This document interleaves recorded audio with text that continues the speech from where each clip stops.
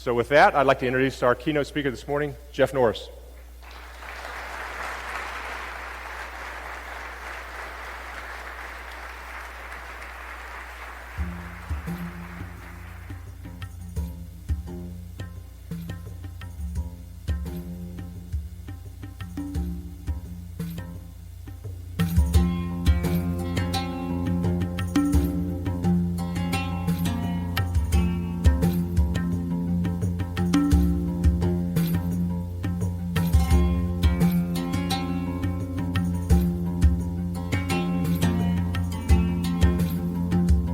A state, I said, arises, as I conceive, out of the needs of mankind. No one is self-sufficing, but all of us have many wants. Can any other origin of a state be imagined? There can be no other. Then, as we have many wants, and many persons are needed to supply them, one takes a helper for one purpose and another for another. And when these partners and helpers are gathered together in one habitation, the body of inhabitants is termed a state. True, he said. And they exchange with one another, and one gives, and another receives, under the idea that the exchange will be for their good. Very true.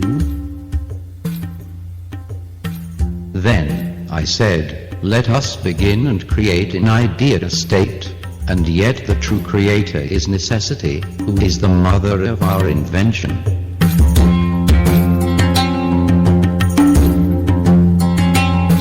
Good morning, everybody. Really happy to be here, and it's true, I'm in the business of controlling robots, although most of my robots don't have miniguns on their shoulder. So I'm a little nervous when I say this, but Iron Man and War Machine, it's time for you to go. Excellent. Awesome. I was telling the guys yesterday, if they'd given me some warning about the escort we were going to have coming on the stage, I would have worn my Thor costume, but I don't think I could really pull that off.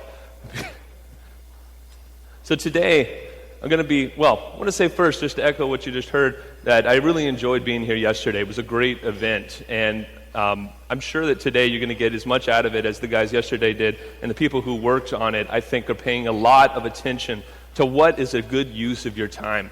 And so I'm looking forward to today as well.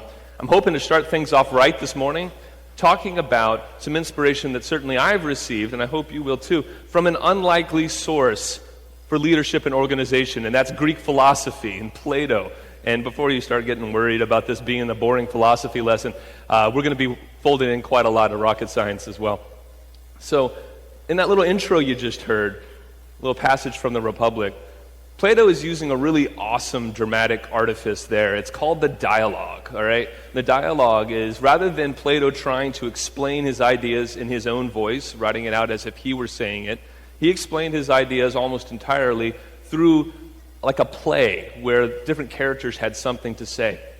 And one of the characters pretty much is always Socrates, and it's interesting because, so Socrates was Plato's teacher, Socrates is always right. And it's basically by watching the conversations and the disagreements between Socrates and other people that you start to see Plato's philosophy emerge. And that particular point, the fundamentalness of it cannot be overstated. This is the first time that anyone has articulated the core principles of civilization. Reciprocity, the idea that I can do something and you can do something different from one another, and that the products of what I do and the products of what you do can be exchanged, and through that reciprocity we can form something better than if either of us try to do everything by ourselves.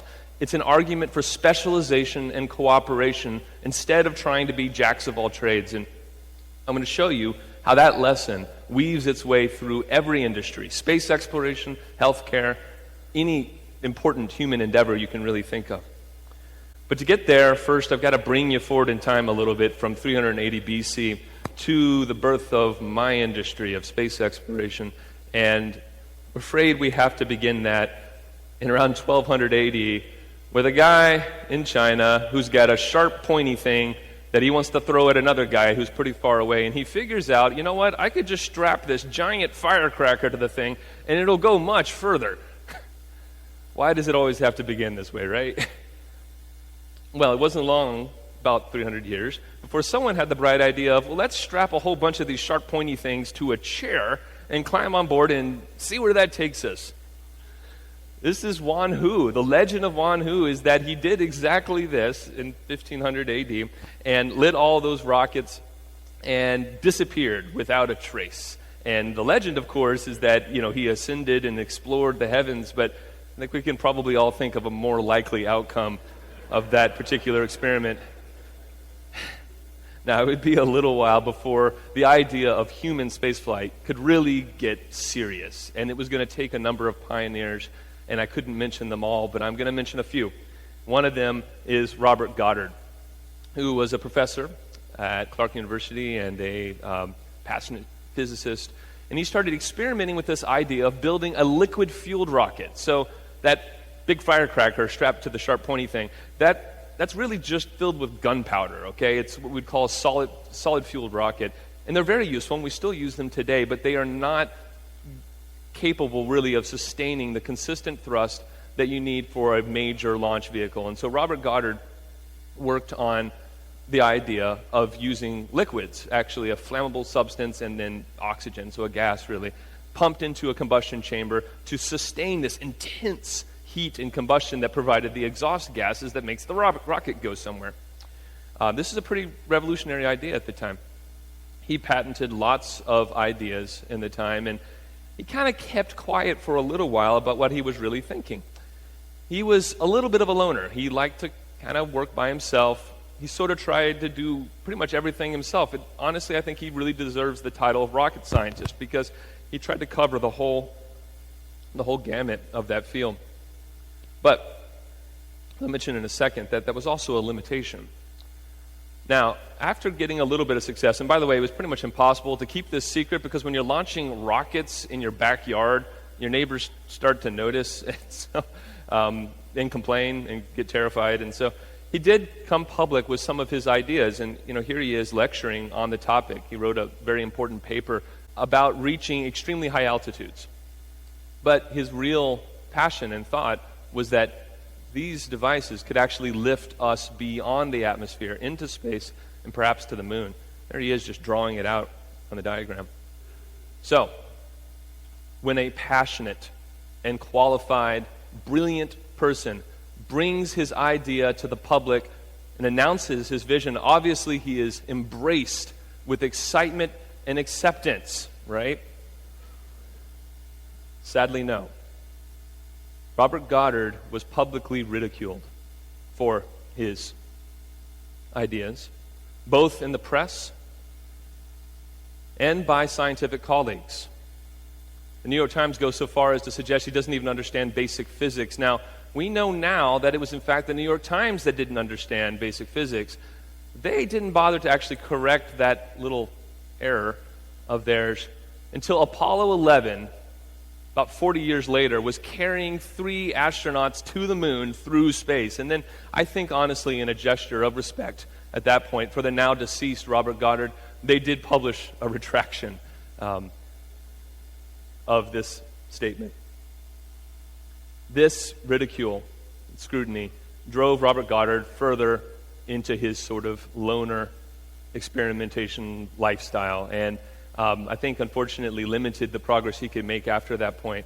That was not the approach taken by all rocketry pioneers, however. There were these individuals, the Rocket Boys, or actually quite often named the Suicide Squad.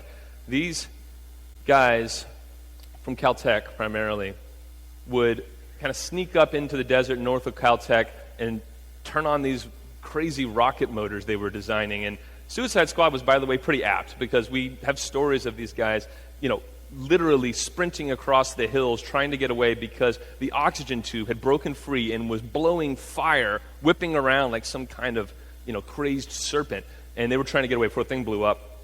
The whole point, by the way, is that they were getting out of town to do this because they didn't want to blow up campus. I owed a great debt of gratitude to these individuals because that picture right there, is just a few feet away from my office. This is where the NASA Jet Propulsion Laboratory was formed, thanks to these individuals and people that followed them. By the way, JPL, the Jet Propulsion Laboratory, would have been called the Rocket Propulsion Laboratory, except at the time, rockets were considered a little too science fiction. So we're the Jet Propulsion Laboratory because, it had jets at that time. By the way, I don't think you could really call almost anything that we did jets, but that's why we're called JPL. Interestingly enough, these guys were not, they're obviously not loners, right? They're also not generalists. These are people who focus on different parts of this challenging problem. Those three guys on the left, you could call them aerodynamic engineers at the time. Obviously, you couldn't call yourself a rocket scientist. That would have been just a good introduction for a joke. But we also had this skilled mechanic and a chemist, and coming together and bringing all of their specialties to the game is really what enabled these guys to make a lot of fast progress. And by the way, I'll just mention, the guy lying down there on the back, on the left, would become the second director of JPL. His name is Frank Molina. And here he is standing beside the Corporal missile rocket, which was one of the rockets that followed from their earlier research. So what's going on here? These guys made a lot of progress, and I think it has a lot to do with the fact that they went about it a little differently. I think that they embodied some of the core principles that I was just talking about that Plato was espousing in the Republic. That rather trying to do everything, each person had a role, focused on it, and then deepened their focus and specialization in order to go further. So I'm not sure if I've convinced you all yet. So I'm going to explain this just in a completely different industry by analogy. So let's think about a handyman. So a jack of all trades, can build most stuff, fix most stuff, but not really specialized. I think we could count on this person to build us a pretty nice barn, right? Put our horses in it. Now, we all know that if we get more people, we can do more work, right? So if I go get a whole lot more handymen, I could build a really nice barn, right? Really big barn. Still a barn. I will humbly submit that no number of handymen can build the Chrysler Building, a skyscraper. Sorry, guys. No offense intended to the handyman, but to build a project of this scale, we have learned, and I think the reason why we've learned it, by the way, is that construction is an ancient industry. We've been building habitations forever, right? A lot longer than we've been writing software or deploying the kinds of systems that you guys so often support. But to build a skyscraper of this scale, you're going to need specialists of every discipline you could practically imagine. So masons, electricians, plumbers, foremen and accountants, every discipline that you can imagine, right? All right, not every discipline that you can possibly imagine, but most of them, okay? And it's a good thing that we rely on these specialists. You don't want the plumber laying the foundation. You don't want the electrician trying to make the water flow through the pipes. Can you imagine the chaos that would happen if you did? I can imagine the chaos if I tried to do any of those things. Still, of course, there is a place for the handyman in this world, the generalist. And to fill in all of the gaps around the edges and to glue everything together, sure, we still need some number of those guys, so calm down. But what does this mean for us, okay? I want you guys to pause and reflect on this, that if you think about our own industry, comparatively young,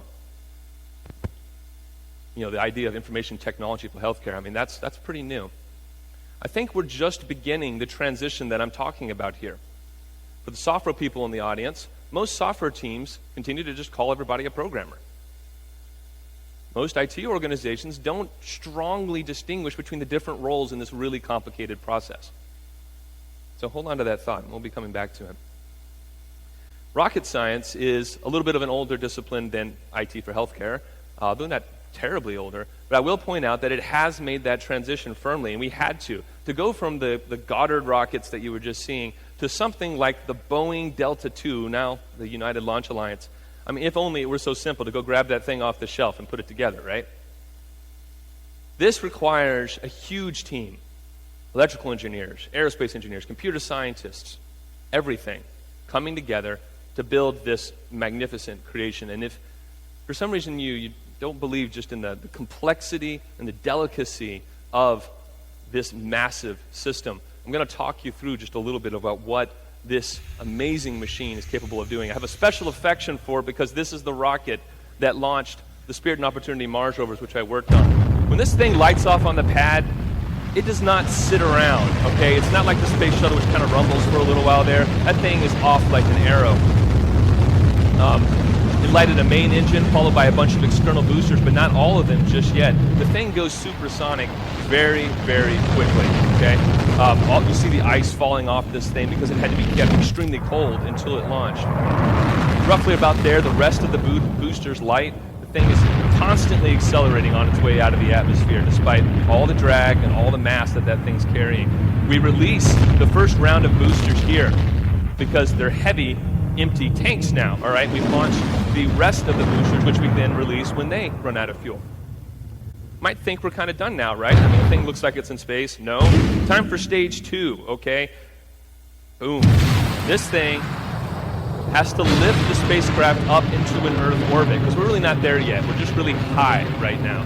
So that thing pushes the rocket up, pushes the launch up into this Earth orbit. But we're not trying to go to Earth orbit, we're trying to go to Mars.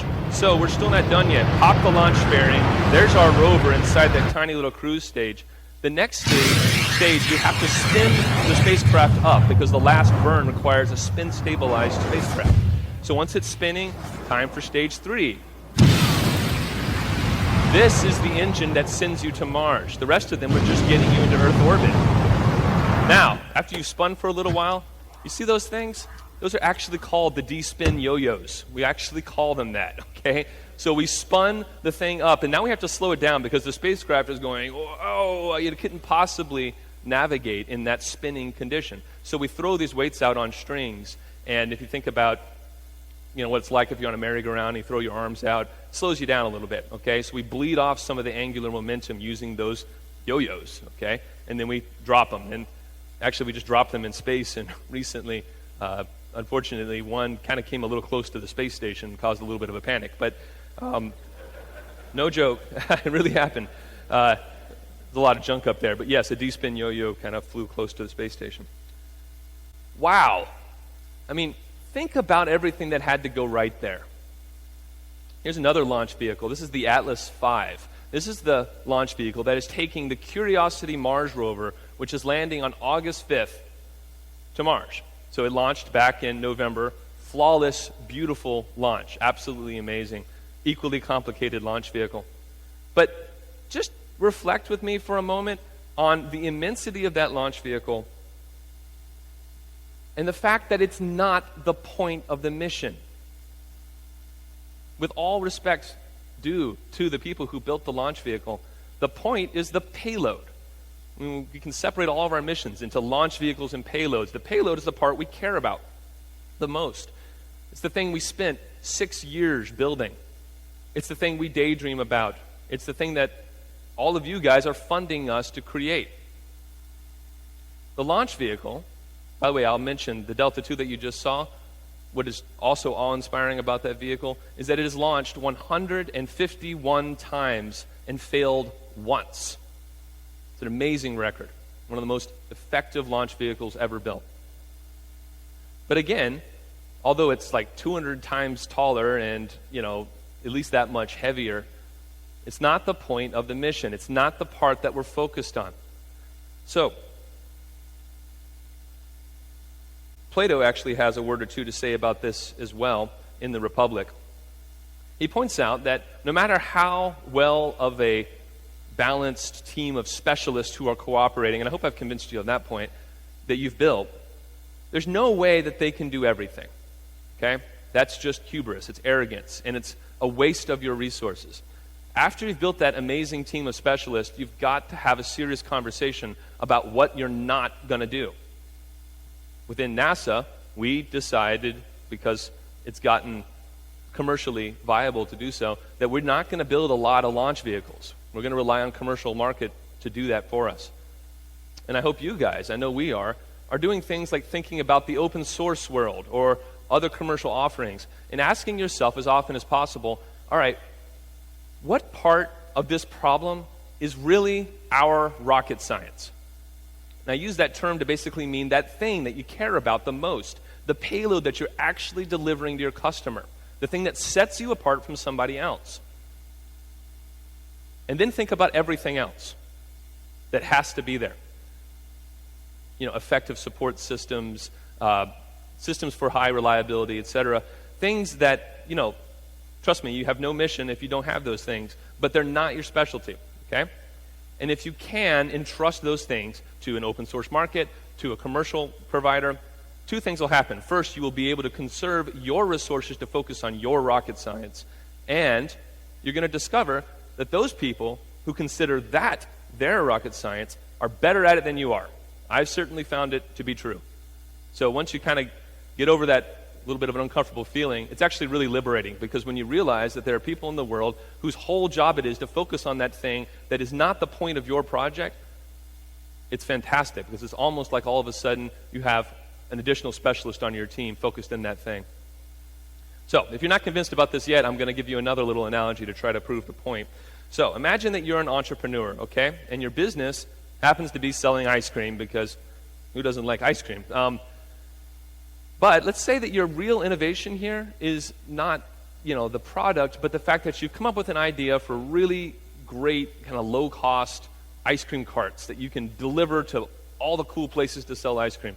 And that's really what you think is going to provide your market advantage. Now, you start your business, you're doing well, and as you're growing, you're getting a little more interested in the fact that, well, to make ice cream, you need milk, right? So you start focusing a lot in on the details about where that milk comes from. And the more you dive into that, you discover, this is a lot more complicated than I thought. And, your ideas about your original thing start to recede in the background, and it gets deeper and more complicated, and you're getting less and less focused on what matters to your business. And then one day, boom, you're a dairy farmer.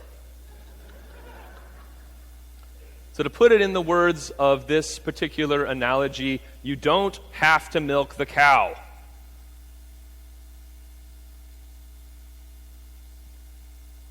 This is a tough lesson, I think, for a lot of us to learn. How often have you seen, okay, we're going to do X, and the first thing to do X is we got to do Y, and then you dive into Y, you start trying to get that part of the project done, and before you know it, you're just lost in those details. You're lost in step one. You're building a framework and an architecture and a system just to provide step one, and forget all the rest of the steps. That's a failed project, okay? That's trying to milk the cow, all right? Obviously, you buy the milk when you're trying to sell ice cream. All right, so far, we've talked about the need that Plato talked about of specialization and cooperation. We've also talked about the need to separate your problem into launch vehicle and payload, to recognize that you can't do everything no matter how awesome of a crack team you've assembled. Now we're going to talk a little bit about, once you've built that team and you've accepted that you need to involve outside organizations in what you're doing, how is your team going to be led and organized? How is it going to communicate with itself? So I'm going to call this section of our talk Command and Control. So this is a topic of great, dear importance to me, because that's the part of NASA's mission that I focus on, is how to control the spacecraft, how to drive the rovers, things like that.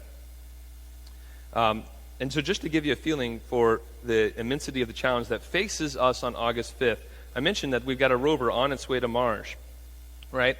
So on August 5th, a lot of things have to happen very, very quickly.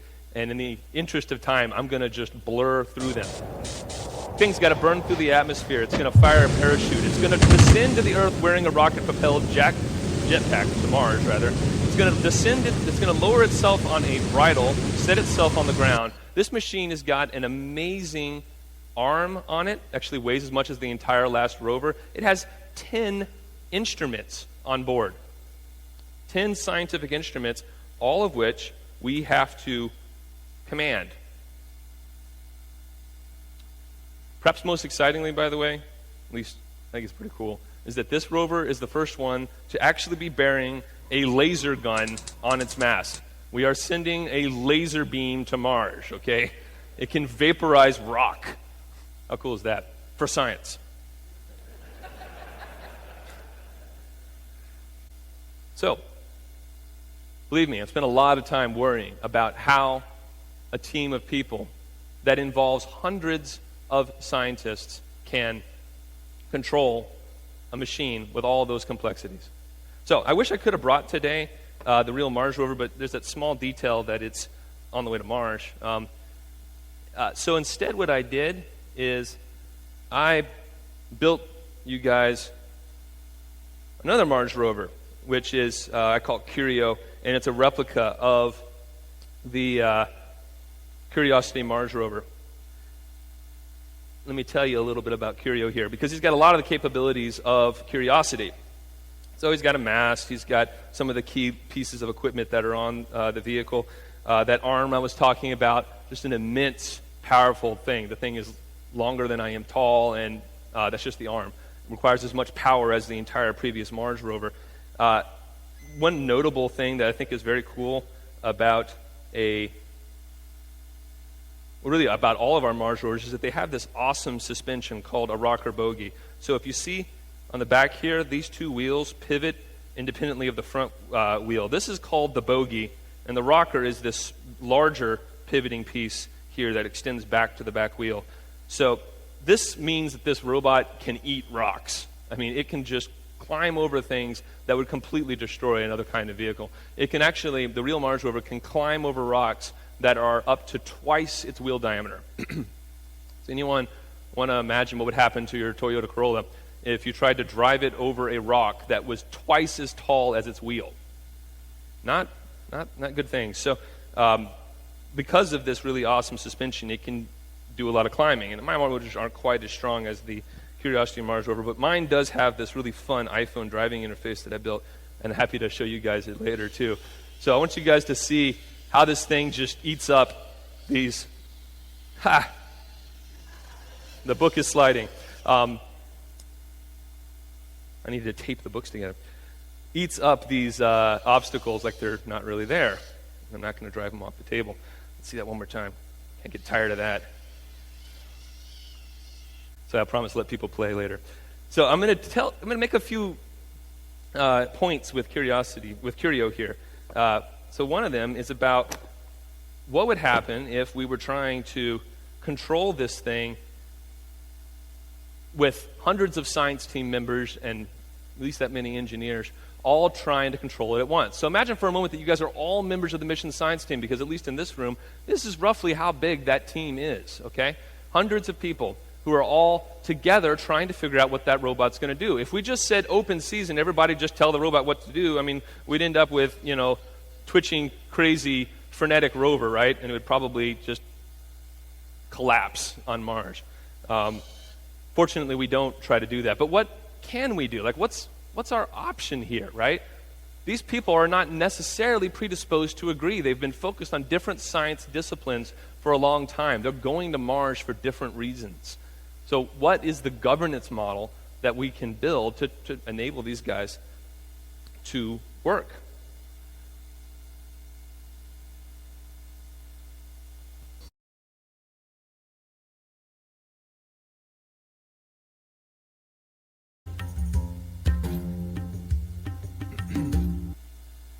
So, let's talk about that. And we're going to come back to Curio again. Imagine you've got this amazing A-team of experts. All right, there we go. This is you guys. Maybe some of them a little more prepared than others. Okay, so all these people have got to work together, and we've established that they've got their different, Teenage Mutant Ninja Turtle specialties, okay? But how are you going to make that possible? So what I want to suggest first, and Plato suggests it first actually as well, is to begin with something that's extremely familiar, but I'm afraid gets a bad name, which is the simple idea of pick the person who's great at their job and make them a lead, okay? Hierarchical management is an amazingly powerful tool. It's not something that we should just gloss over, even though it gets a bad name and it can be misapplied. In our zeal to embrace all of these awesome agile methods, which I'm a big believer in, I'm a little worried that lately people have been losing track of the point that there are remarkably effective people, and we want these people to lead.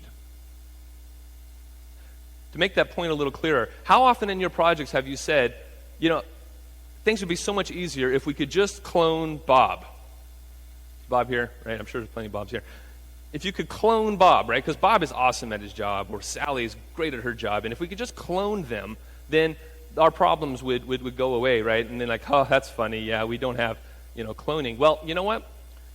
Hierarchical management is as close as we can get with modern science, and perhaps as close as any of us really want to get to the idea of cloning, because if Bob or Sally happen to be the type of people who can tell someone else effectively what to do, then what you're effectively saying is, look, you know the right way to work. Tell somebody else how to work that way, and they'll listen to you. They'll benefit from it, and the whole project will benefit from it. So, the first place to start, and I just felt I had to start with it so that everybody remembers it, is this very familiar notion of a hierarchy, okay? It's a good thing, but it's not always going to work. What if you've got two bands of folks that, for whatever reason, don't mix together very well? A little bit of culture clash there. Maybe they're from different organizations or even different companies, and they're not really going to accept a single leader that covers all of them. I mean, it might feel like ninjas versus pirates, right? Any votes? Ninjas? Pirates? Come on, obviously ninjas. Who said pirates? God, we have to take that up after this. Okay, so the first thing I would suggest that you consider is going to sound like a little crazy, all right? It's actually not too far from some things that Plato said, which is to ask yourself, does there actually need to be a leader of this distributed team? Meaning that each of the teams, we hope, have this strong hierarchical leadership, but maybe the teams across the organizations don't need it. This is something that you'll see done in a lot of organizations, like, for instance, far-flung open source projects. A lot of those don't name a leader. They do so because quite often the collaborators in those projects would find it very threatening if they were given a single leader and asked to fall in underneath. Okay? We had a similar problem. We built a project within NASA called Ensemble that spans NASA centers, and we have carefully, from the very beginning, never allowed there to be a leader. I was one of the founders of the project, and it was one of our just going in positions, because we knew the moment that we said, and Bob's in charge, that the people from the other centers who, they liked Bob, but they didn't really want to work for Bob, and their managers certainly didn't want to think of them working for somebody else, they would leave the project. And so even today, and this project's 7 or 8 years old now, very successful, we continue to have to watch out and make sure that no one tries to lead the Ensemble project, that it continues to be led really through the combined agreement of all of these individual team leads agreeing that working together is more effective than working separately. Coming to that, honestly, from the same point of view that the launch vehicle payload thing we talked about earlier. But this isn't going to always work either, because I'm afraid that this leadership model does not make decisions quickly. And if you don't need quick decisions, it's fine. But if you need quick decisions, like we need when we're driving the Mars rover, then you're going to need something else.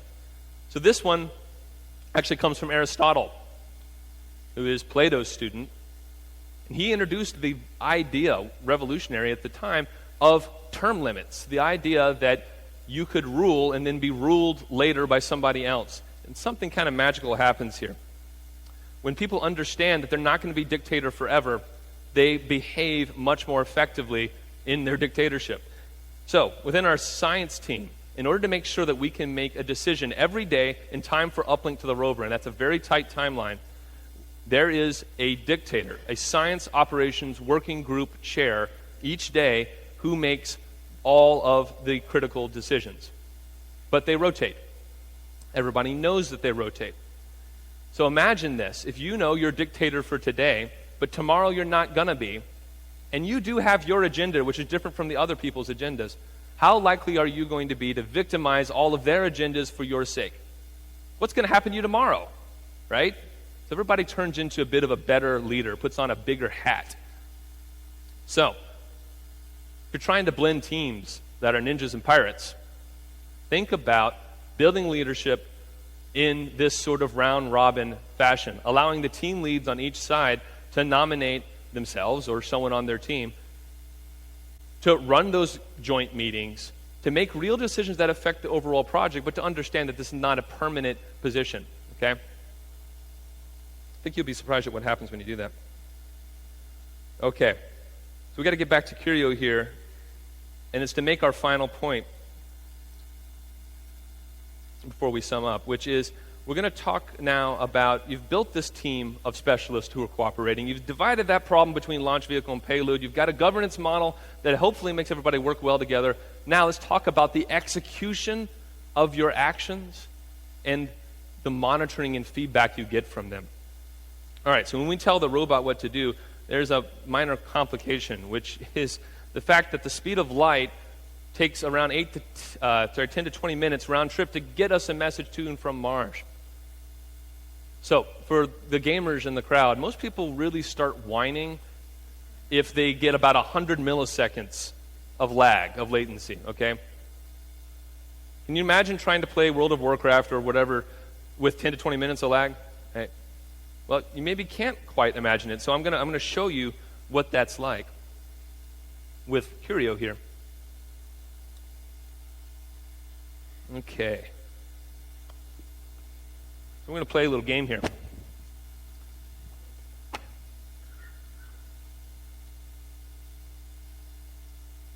That's interesting. All right, we could do without that.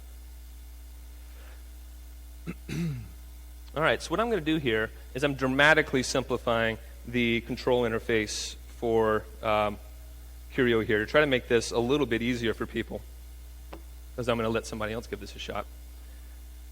So right now, there is 0 time delay. And I just have I have a button on this remote here. And when I tap it, it starts driving. When I tap it again, it stops driving, okay? So that's pretty easy, right? What I was looking for is I had a little target here that stood up. I must have kicked it off the stage. So you guys can see this little yellow target here. I'm going to ask somebody to do something pretty simple here. I want you to drive the rover and then stop it right on the target, okay? So somebody up here in the front. I'm going to pick somebody unless someone stands up. Excellent. All right. So it's real simple. Just tap the A button there on the controller to make it drive. Let me move him back a little bit. And I want you to make him stop on the yellow thing, okay? So go ahead. Don't break him. All right. So he's on the yellow thing. Pretty good. Next time I want you to totally center him right on the yellow thing. Perfection here, okay? Try one more time. We'll give him one more practice turn. Excellent, right? Pretty good? All right. Let's be nice here. We'll start with just a second of time delay. Okay? So it's going to take a second for his actions to respond here. So you see the yellow target? Drive it and stop it on the yellow target with 1 second of time delay.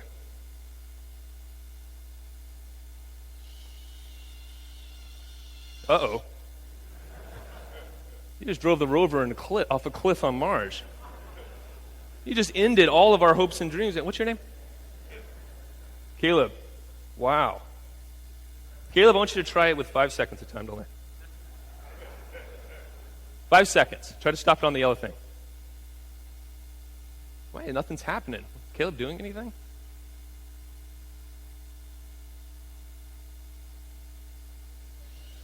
Oh, there we go. Oh. That was a pretty good try, actually. Does anyone think they can do better? Let's have one more person try. Thank you very much, Caleb.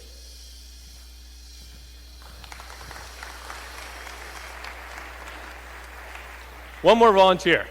I want to see someone come up with a strategy that works here. Come on up. All right, I'm going to give you the same training period here as Caleb. You get to start with, so you are Mark. Mark, you get 0 time delay. Stop it on the yellow target. Either one, just A or B. 0 time delay, yep. Excellent. Okay, let's go straight to 5. Stop it on the yellow thing. Actually, I'll give you a little more room here. Stop it on the yellow thing. I want someone to come up with a strategy that works here. Oh, I don't think that's going to work. Okay. All right. It's tough, huh? He says there's not enough time. A hand for Mark, all right? This is hard. Here's a strategy that works. I have 5 seconds of time delay.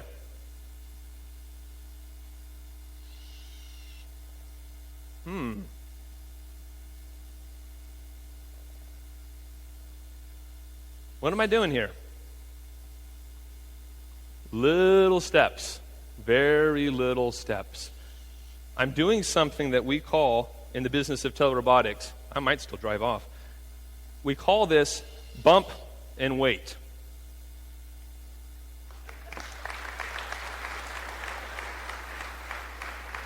Here's the problem with bump and wait. As you were probably just noticing, waiting for that to happen, it is extremely slow.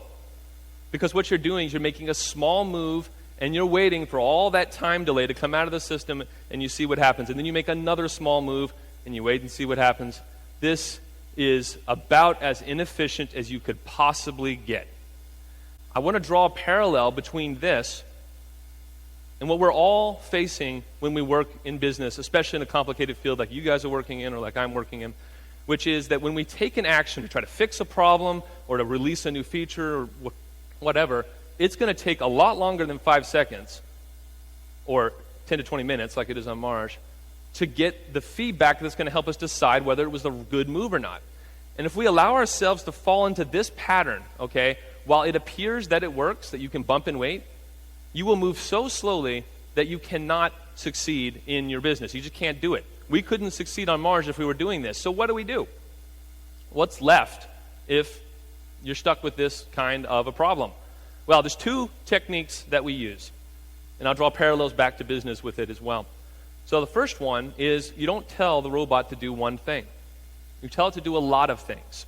So in fact, we tell a Mars rover to do a whole day's worth of things. Sometimes up to 3 days of things to do. So we communicate with it and say, here is a long to-do list for you, do it all, and then report back to us in a couple of days about what you got done.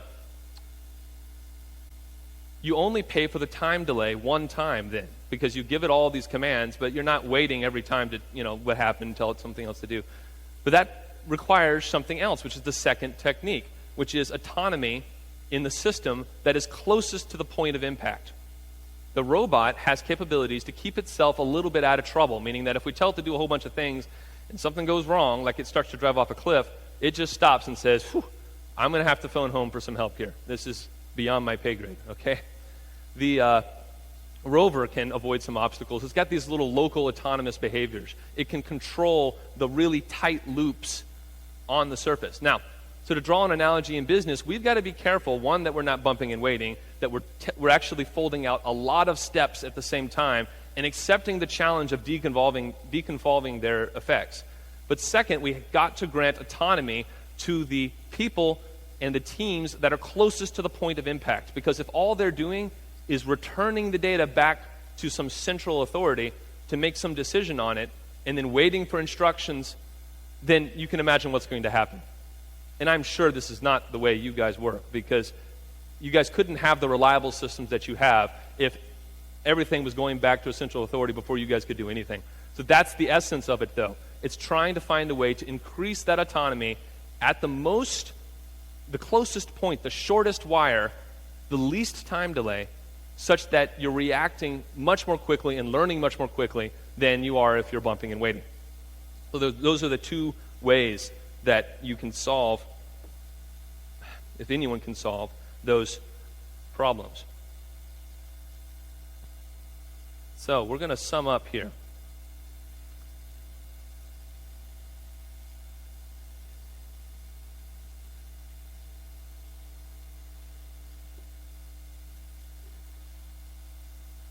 And the way we're going to sum up is a little funny.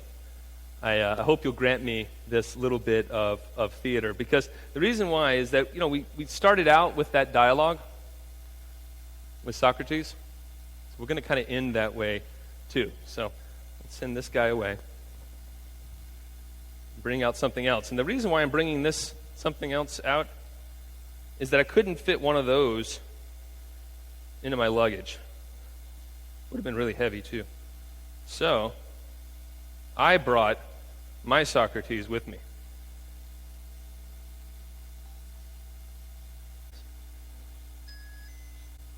Okay.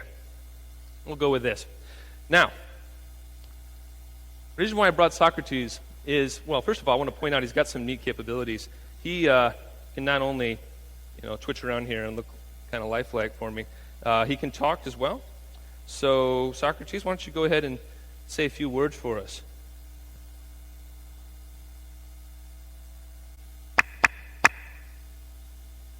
Okay.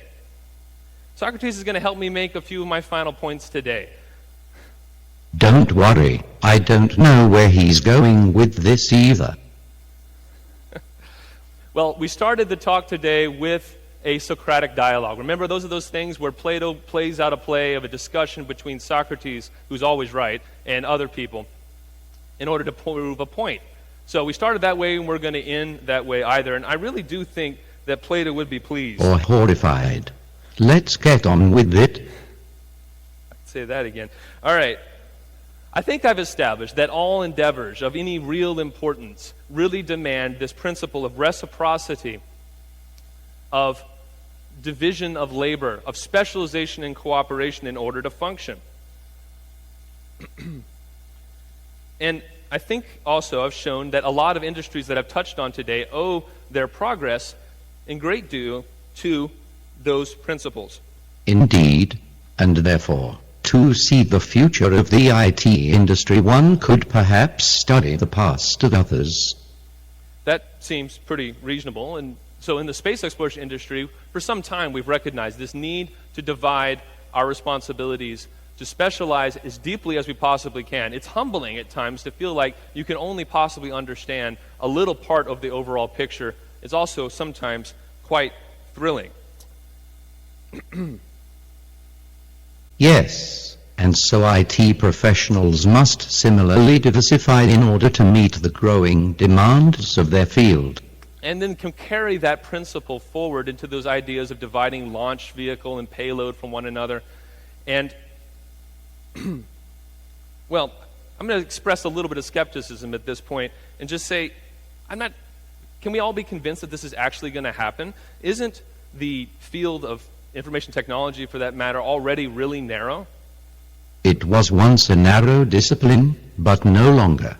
We already recognize some specialities such as testing, deployment, and support. Okay, but I think a lot of people would just consider those sort of just topics of interest, right? Like a painter who decides that they want to paint portraits for a little while instead of landscapes. I think that some people still believe that IT professionals or software developers are basically interchangeable. And that belief will come to an end. As their projects grow to the scale of skyscrapers, IT engineers will specialize further in order to cope with increasing complexity. Wait a minute. So thousands of engineers collaborating on a project without even understanding what each other is doing sounds a little bit risky to me. How are we going to enable all of those people to collaborate or even make sense of what each other's doing? Using the same principles employed in skyscrapers, foundations, frameworks, and architecture. Do these terms sound familiar? They absolutely do. In fact, I think you're going to find today that there are topics on those very things. And so I'm hoping you're going to take the opportunity today to deepen your specialization, to hopefully make a few collaborations, make some new ones, extend some old ones. I think you're going to get a lot out of today if you approach it with that mindset. And I wish you well in your journey. Thank you very much for your attention. Thank you.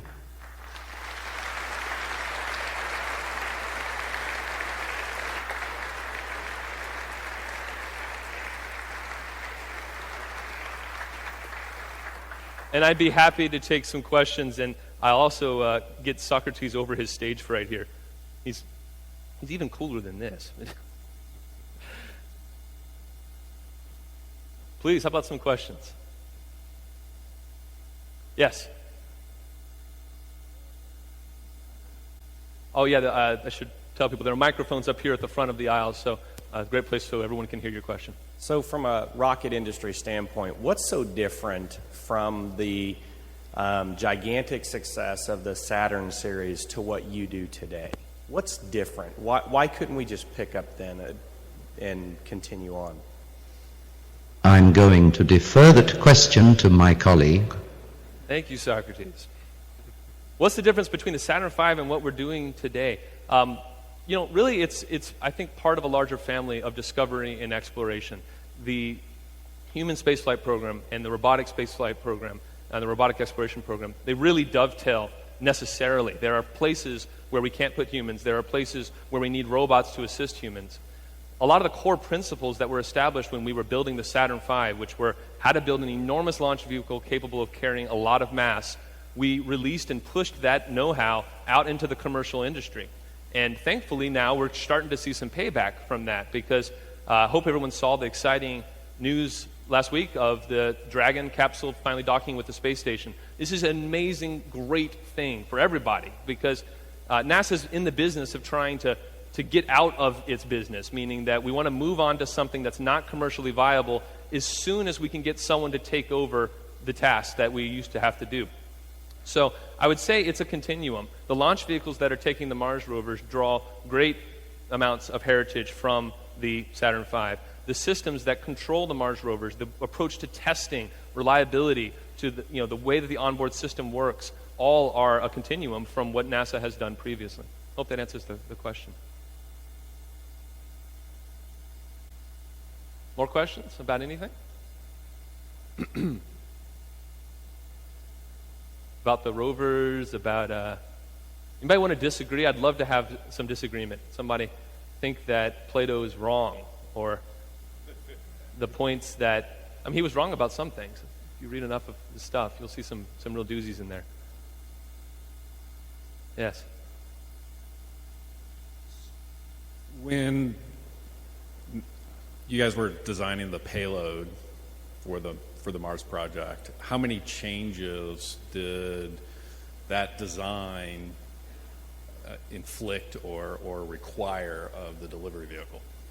I lost the last part. How many changes did it require on what? So if we break up our payload, which is our main focus, from the delivery of that, right, which is a short-term, get it done. What kind of changes did the payload require of the launch vehicle? If you're focused on designing that, are you designing to only a spec of the existing launch vehicle, or are you feeding back the launch vehicle has to change? That's a really good question. So when you divide across that payload and launch vehicle, you're going to need a really nicely decoupled interface. And so launch vehicles in the space industry provide an excellent one, which is they basically tell us, like a bolt pattern for mounting things, a volume in which our things have to sit, a total mass that they can accommodate, a few other parameters. So it's not fully decoupled, meaning that we can't just say, all right, we'll just do whatever the heck we want, and the launch vehicle will just have to soak it up. In fact, mass is something that often has to be really carefully managed in our projects. We're constantly worrying about anything that adds a kilogram to the spacecraft. One thing I'll mention, which is relevant to this, is that the Atlas V launch vehicle, you notice it was different from the Delta II. So we switched launch vehicles when we went from the last Mars rovers to the new Mars rovers, and this is a good example of what you're talking about. The new Mars rover is way bigger. It's huge, size of a Mini Cooper, and the old ones are basically about the size of a riding lawnmower. Okay, so maybe that doesn't sound huge to you guys, but in the space of space robotics that drive on other planets, that's a behemoth. It had to be that big, by the way, because it has so many instruments inside. So really what we did there is we didn't expect the launch vehicle to just soak it up. We just bought a different launch vehicle. We found something that could handle a little more mass and a little larger volume, and we're flying on that. Hope that answers that question. Yeah. Hi. You mentioned yesterday a little bit about open source, and that kind of was a little bit of a theme today. How much leverage do you guys get, from the software development side, from the open source community? Do you use any, or how does it that's a great play into your world? Question. I am a huge believer and proponent of the use of open source software in mission critical applications. So I wrote on it, I speak on it. It's an integral part of the systems that we build. So, to give one example of many, we use so many different open source projects in our work. The command system that is going to control the real Curiosity rover is not an iPhone, in case you're wondering. It is a workbench that's built on top of the Eclipse Rich Client platform. So for those familiar with Eclipse as an IDE, there's also Eclipse as a platform, which allows you to build really development environments for just about anything. And we built a development environment for controlling spacecraft, and it's got everything pretty much that you need to monitor and command that spacecraft, except for some really specific subsystems which we use other tools for. But the list is huge. The way I put it yesterday, which I would put it again today for at the risk of repeating myself, is I encourage my teams to ask the question, not how can we build this system, how can we solve this problem, but how can we avoid building this?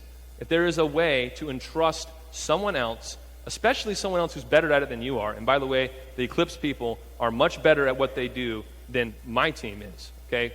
We specialize in something else. They specialize in the frameworks that we need. So when you can do that, it's awesome. You save a lot of money that way. And of course, we're working hard now on trying to increase our contributions to the open source community. We've made a few contributions and are trying to increase them. Yes? You mentioned there's a lot of teams that are working together to create this project, and I'm sure there's not 100% trust between these teams. How do you keep them from stepping on each other's toes and, two people developing the same thing, that sort of conflict? Yeah, so one thing is, let's dispel any mystery about that. Yes, NASA is an organization that's focused on a lot of the same goals, but there's competition inside NASA. Of course there is, right? We have centers spread around the country, teams trying to sort of do similar things at times. That's going to come with the territory. So what are you going to do about that? First thing is that when we build, for instance, the Ensemble project, when we build frameworks and infrastructures that encourage these people to collaborate and to help them see the self-interest in cooperating with someone who might in other circumstances be their competitor, a couple of interesting things happen. And by the way, we didn't come up with this idea. We just stole it from the open source community, like, for instance, Eclipse, for instance. So they have projects with multiple Fortune 500 companies that are bitter competitors, all contributing source code to the same project. That's because they all see it in their collective self-interest to do so. That's a first step of that. Second step is, I've noticed, and I can't vouch for this happening as often in the commercial marketplace, but at least inside the marketplace of NASA, that when you bring people around those frameworks, most of the time they start to specialize in areas that don't just step on top of each other constantly. A lot of the problems we're working on are huge. There's plenty of room. And when you start to really understand what people are doing, because let's be clear, part of that destructive interference comes sometimes from just not knowing that there's another team doing what you're doing. And you get way down the road before you discover that you're clobbering somebody else's work. So if you're collaborating and there's a lot of communication early on, you can kind of seek to get beside or complement what someone else is doing.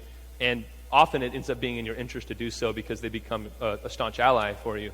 But it doesn't destroy competition. At least it makes the competition occur on a level playing field as well. Most people like that. I have a couple pointed questions.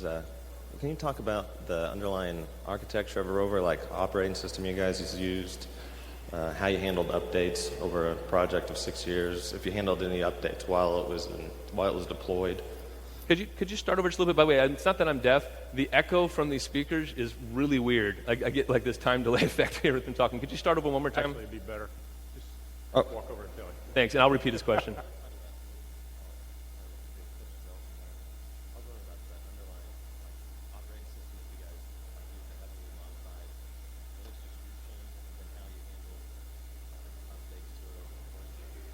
Sure.